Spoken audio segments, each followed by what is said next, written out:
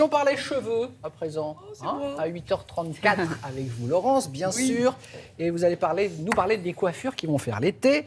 Alors, vous m'avez dit, là, juste en loge maquillage, le vent de l'histoire souffle dans nos cheveux. Oui. Mais c'est-à-dire Mais c'est un petit retour de flamme de certaines coiffures qu'on a eu connues dans notre histoire de France, bien sûr, et qui font vraiment l'apanage de notre été, parce que j'ai regardé toutes les tendances printemps-été, et qui sont intéressantes, parce que qu'est-ce qu'on veut en été ?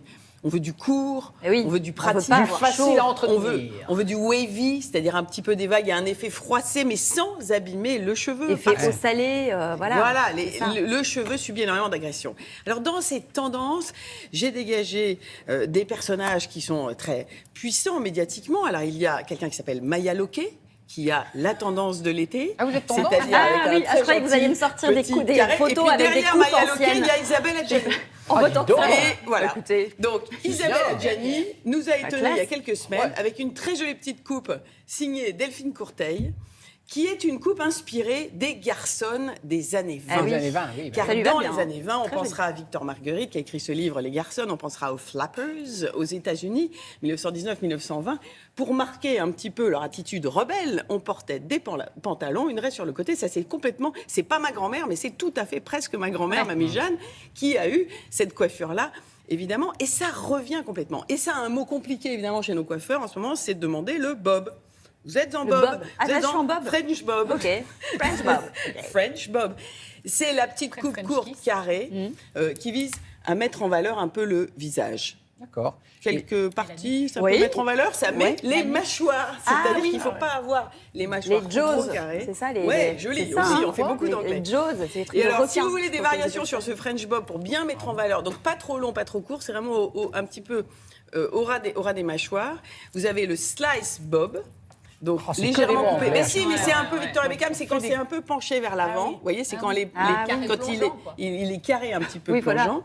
Et puis, vous avez le blunt bob. Alors là, c'est carrément... Mais c'est un peu vous. C'est un peu droit. Voilà, c'est ça.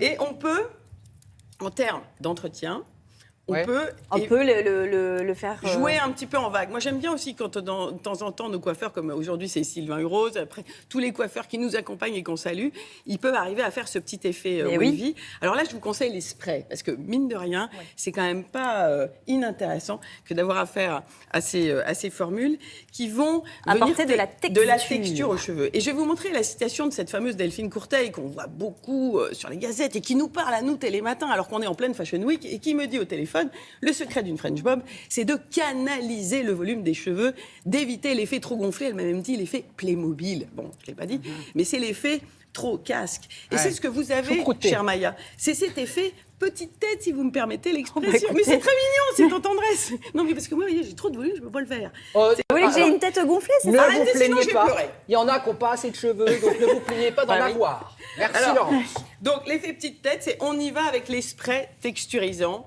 On y va avec les nouvelles marques, on y va avec les marques iconiques. Mine de rien, ça va aider à gainer et à structurer le cheveu. Et puis sinon, on n'hésite pas vraiment à rincer, protéger son cheveu quand on est en été. Alors la deuxième tendance, ça c'était le vent de l'histoire des années 20. Hein. On passe au vent de l'histoire des années 70. 70, une chanteuse anglaise très connue qui chante dans les églises beaucoup. Patti Smith. Elle a la shag. Là, c'est pour les cheveux longs cette fois. La coupe shag, qui est un peu, on dit en anglais messy, c'est un petit peu foufou, c'est-à-dire que c'est le dessus de la tête qui a un peu de volume, et puis ensuite ça varie sur les côtés, et ça donne une autre expression qu'on peut demander chez les coiffeurs avant l'été. Faites-moi une shag qui devient une wolf. Ah non, mais ils sont forts. Wolf, ça veut dire le loup français. Mais oui, mais alors regardez Billie Eilish. Parce que, merci Doc Doc, voilà. Vous voyez, là on est un peu un côté foufou, ça fait un peu loup, un peu très fou. Et là aussi, Delphine Courteil a un petit conseil, c'est de nous dire du volume sur le dessus, travailler ses longueurs avec l'index. Une fois qu'ils sont un petit peu mouillés et bien restructurés. On tord ses cheveux dans ses doigts. On tord ses cheveux avec l'index. Et ce qui fait qu'on a ce côté un petit peu messy. Non, mais là, il faut avoir une chevelure comme celle de Karine pour faire des coiffures comme ça. Bon, merci Laurence.